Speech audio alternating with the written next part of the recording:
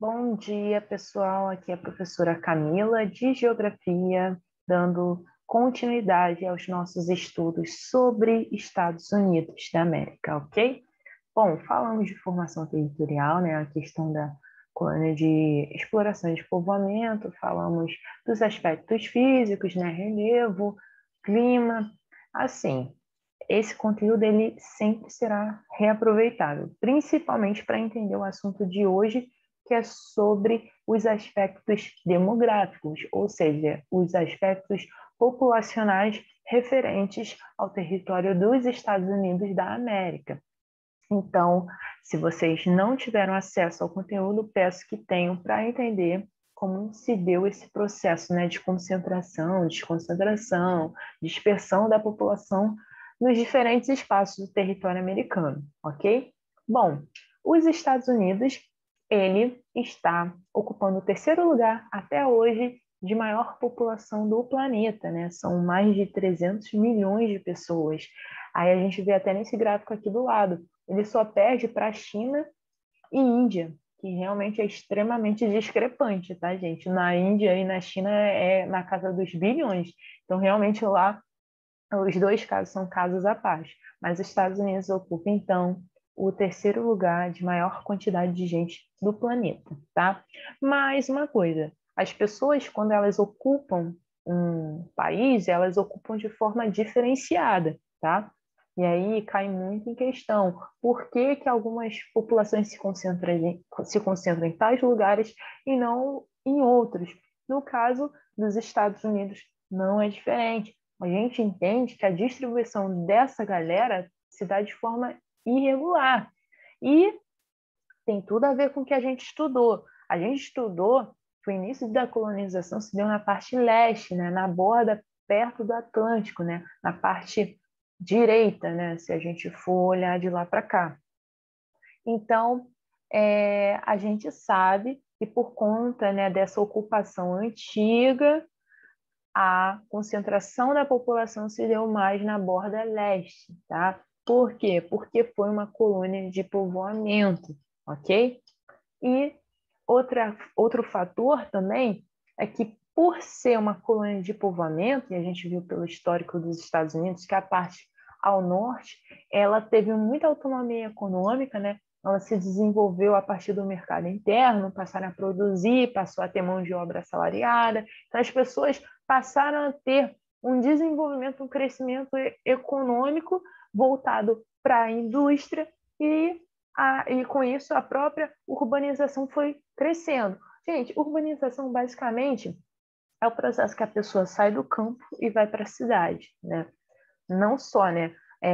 Urbano é formação de cidade. É como uma cidade ela cresce, ela se desenvolve, né? Às vezes não precisa nem vir gente de fora. Às vezes as pessoas vão complexificando, né? As suas atividades se tornando mais tecnológicas, né? A própria indústria, pô, para um lugar que é uma indústria, porque ele está se desenvolvendo de uma forma muito intensa. E foi o que aconteceu nos Estados Unidos, né? Principalmente nessa borda que eu estou mencionando. Então, se tem ocupação, se tem emprego, se tem atividade industrial, se tem atividade urbana, logo tem concentração de pessoas. Isso é um fato, ok? Então, esse é o primeiro fator que fez com que a população americana se concentrasse nessa borda, na costa leste, costa, justamente por ser no litoral, ok? E vem outros fatores, os fatores naturais. Gente, clima, relevo influencia. Ninguém quer morar num lugar desértico, num lugar quente. Ninguém quer morar em morros íngremes, né? Há quem more, mas ninguém escolhe estar ocupando um lugar de forma tão perigosa assim, né? Se ocupa por falta de opção. E nesse caso, os Estados Unidos é gigante, né? Então, a gente pode dizer que o fator clima e relevo são fatores naturais que levaram as pessoas a se concentrarem ou a não se concentrarem. Porque ninguém, por exemplo, optaria por morar num lugar frio como o Alasca, assim como ninguém optaria por morar em um lugar quente e desértico como a Arizona, né?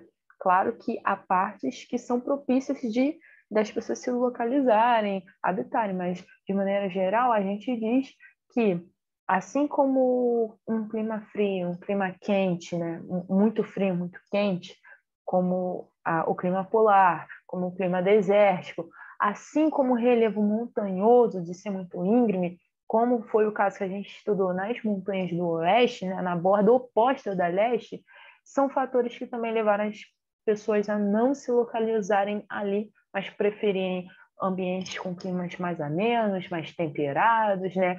Com planícies que são próximos de onde tem rios. Então, isso é um fator primordial para entender a ocupação dos Estados Unidos, tá? Que tem tudo a ver com a aula anterior.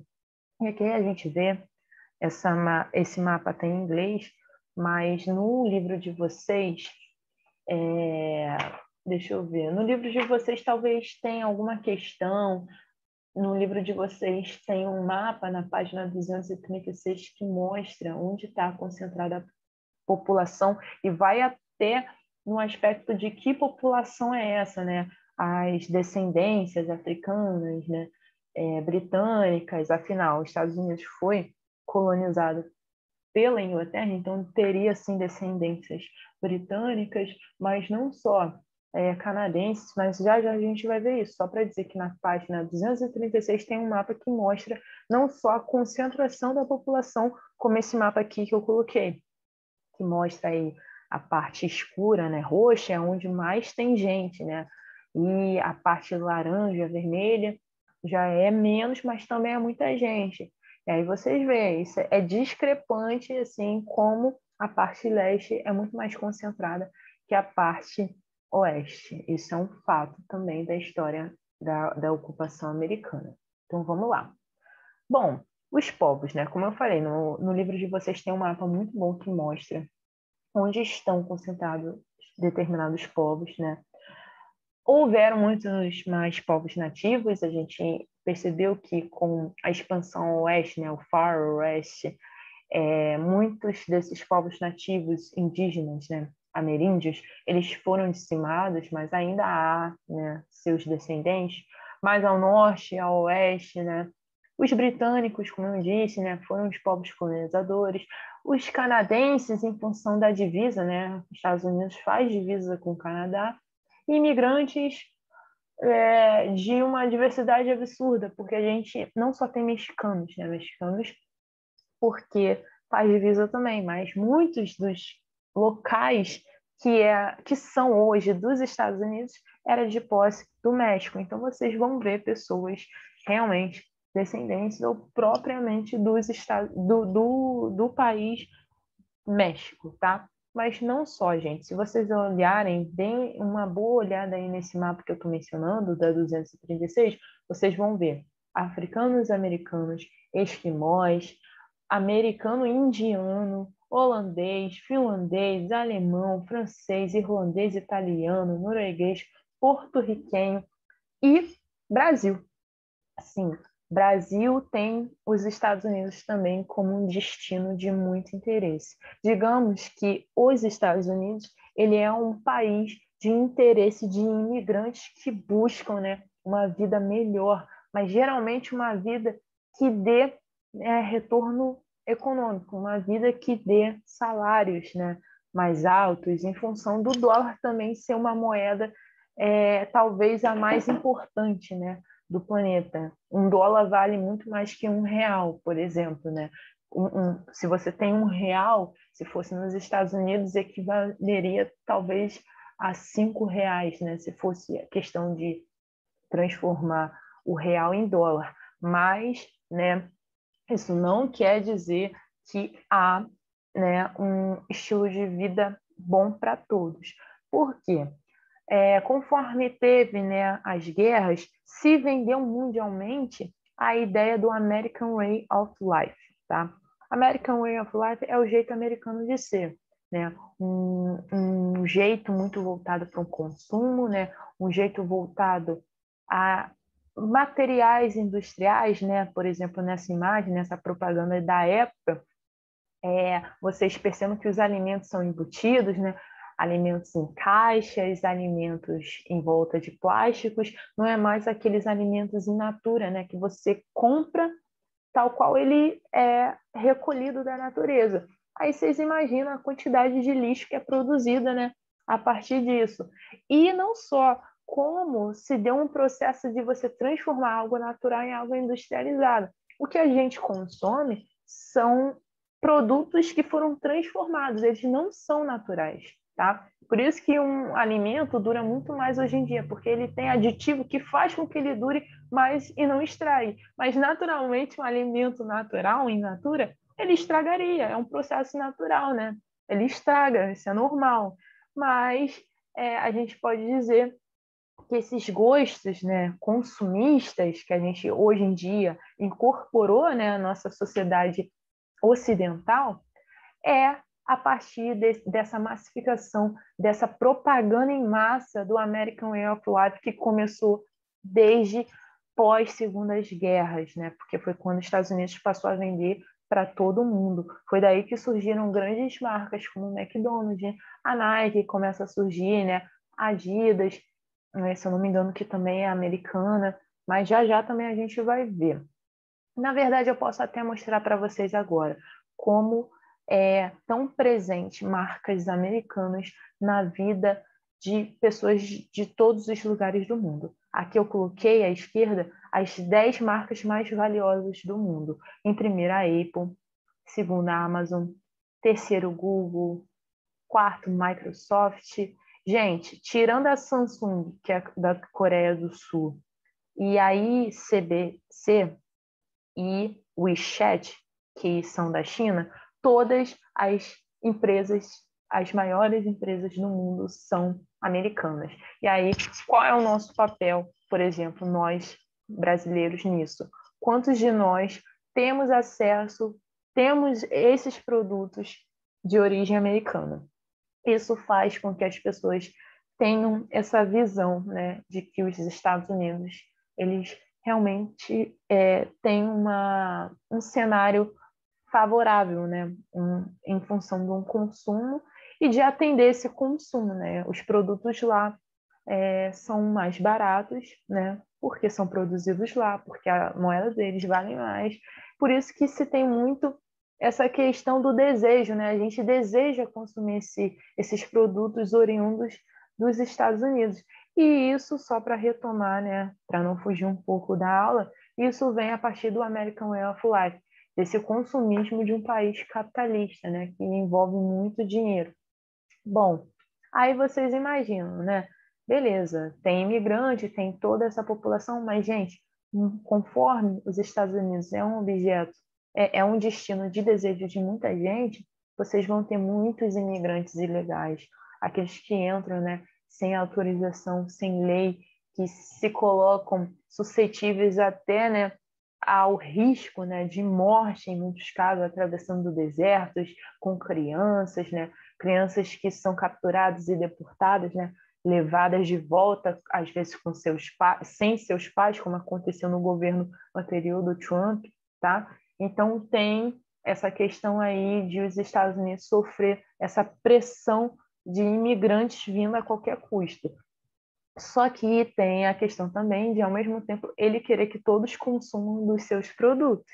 Aí tem esse desenho, que a gente chama de chart, mostrando, ó, mantenha a distância, em espanhol, mantenha a distância, mostrando para o mexicano manter a distância do muro que separa os Estados Unidos do México, mas tem uma brechinha ali, ó, representada pelo símbolo do McDonald's, que quer dizer basicamente, beleza, você pode até não vir para os Estados Unidos, mas você pode consumir com a gente.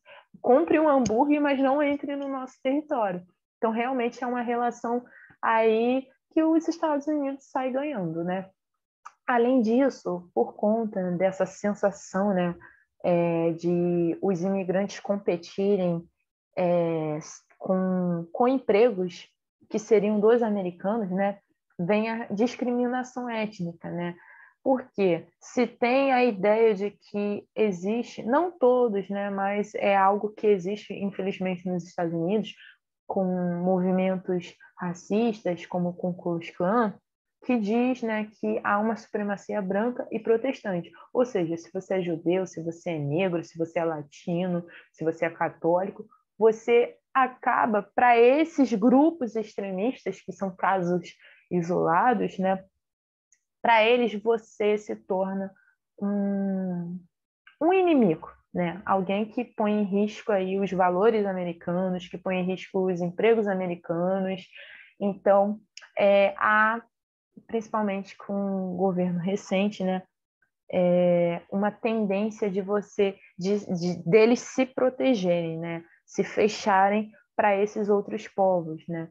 E aí vem uma sensação que a gente traz um nome como xenofobia, que é a aversão ao estrangeiro, né? O medo ao estrangeiro. Então, em alguns casos, é possível que, por mais que existam povos de outros lugares, esses povos não são bem remunerados, eles ocupam atividades com baixo salário, eles podem estar nos Estados Unidos de forma ilegal. Então, realmente é uma situação crítica, né? Os Estados Unidos lidam com essas questões aí da sua população. Tudo bem? Então, gente, para hoje é isso. Agradeço muito e espero que vocês tenham aproveitado. Tudo bem? Vou tentar finalizar aqui com vocês. E, tendo dúvidas, é só vocês me acionarem, ok? É isso. Grande abraço.